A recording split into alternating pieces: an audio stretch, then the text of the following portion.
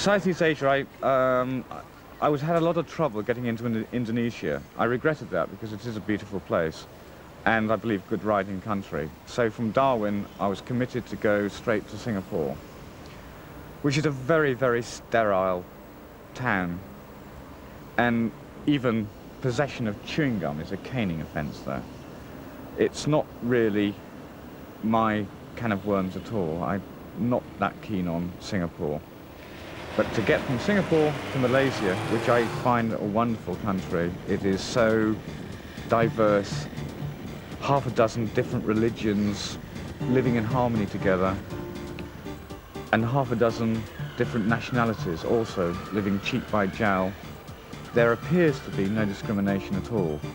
There obviously must be some, but it is a very enlightened country. I have a huge amount of time for it. Also, the sun shines most of the time. Typically, when I got there, it started raining. But I did enjoy my travels through Malaysia. The roads are absolutely superb. They even have dedicated motorcycle tracks. There are so many bikes there because it is a cheap form of transport. But where they've got a motorway situation, there is a dedicated lane with crash barriers and everything between you and the rest of the traffic. They're not really designed for bikes as big as mine, but nevertheless, it's very, very good news because you just go straight through the toll booths. You don't have to pay, and they have this lovely little devious route that goes around it. So, yes, I thoroughly enjoyed Malaysia, all the way to the Thai border. In Thailand, I followed the east coast, which I had not visited before, hugging that coast, visiting exclusively Thai holiday resorts. I don't speak any Thai. Nobody here speaks any English of any significance. This is a little Thai resort. I'm trying to find out what it's called, and I really don't know, and no one can tell me, because they don't understand enough English for me to say what's the name of this town, and everything's written in Thai, so a bit of a problem. But it is a very nice place, a very, very friendly, hospitable people. I'm having a wonderful time, spending a couple of days here before going up to Bangkok and then hopefully Burma. We'll see about that when I get to Bangkok.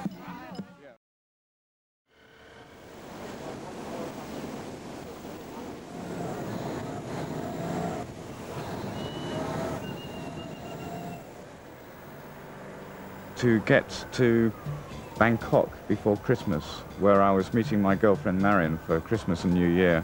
I was really looking forward to that after 6 months separation. And we had a splendid month travelling around the country. She came with a friend of hers who travelled in buses, and I was following on the bike. I actually did my longest ride through Thailand, 14 hours non-stop, except for filling up with fuel. I suppose it's because I had motivation there. I was going to get to the next place where she was waiting for me. And yes, we had an idyllic month visiting the Thai islands, Koh Samui, Koh Samet. We went to Krabi, Koh Chang, and that was probably one of the highlights of my whole trip.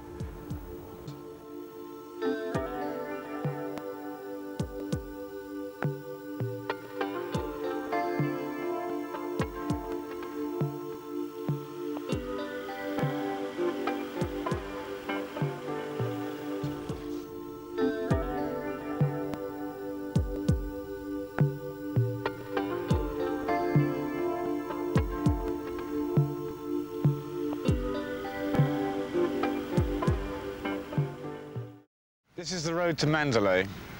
I'm a few miles from the Thai-Myanmar border. We call it Burma. But I can't get across. This is the last of the crossings which I was told was open. But it isn't. The bridge is barricaded, there are soldiers all over the place. Only last week, 2 missionaries and a border guard were murdered just down the road from here.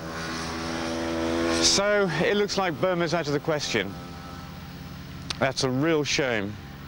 I've got visas for Burma and for Bangladesh, and they're useless now. And I've got to ride all the way back to Singapore, probably, to get a boat across to somewhere in India, maybe Madras. That's got to be about 2,500 miles or so out of my way. And it's all very disappointing. I'm really quite upset about it, but there's nothing I can do. Certainly Burma's very dangerous at the moment to travel through, and you're not allowed to travel overland at all. So, we will see. And it's back to Bangkok tonight, and then southern Thailand, all the way through Malaysia, Singapore, and then a lot more money to get me and the trophy here across to India.